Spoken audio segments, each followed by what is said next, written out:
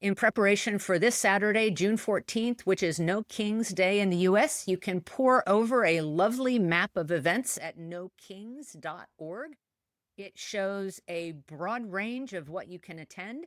I see that there are community gatherings planned in Falls Church, Virginia, where I live, as well as the city where I was born, several hundred miles north of here, and at least a dozen happenings in the state of West Virginia, where I grew up. Remember that huge day of protests? Hands-off protests? There were over 1,000 protests scheduled that day all over the country against Trump. Well, this weekend, this Saturday, June 14th, there are already more than 1,800 protests scheduled against Trump all around the country.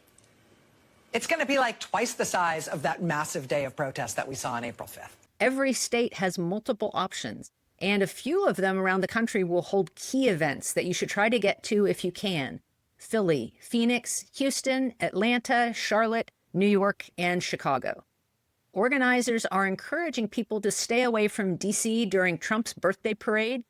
The hoopla is ostensibly for the Army's birthday, but oddly enough, there are no presidential parades planned on anniversaries for other branches whose 250th anniversary also falls this year, but not on a day that is Donald Trump's birthday. This is a democracy, and in a democracy, power depends on the people. It flows from the people. It depends on the consent of the governed. And on Saturday, we're going to show up to make that point very clear. Between LA and DC in the last week, we have so many examples of what to do.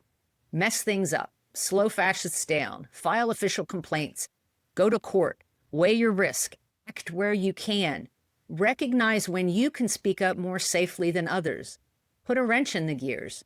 Thousands of young men died on Omaha Beach 81 years ago this month, and they died to save strangers from Nazis.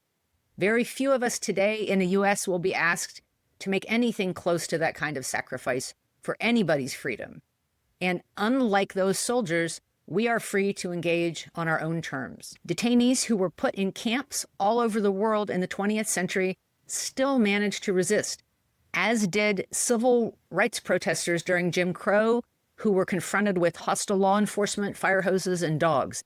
I've mentioned before, people who put themselves on the line in the George Floyd protests made a measurable difference in the trajectory of the 2020 election. All these people have left us a legacy. It's up to us to care as much about the world, the country, our communities, and each other as they did.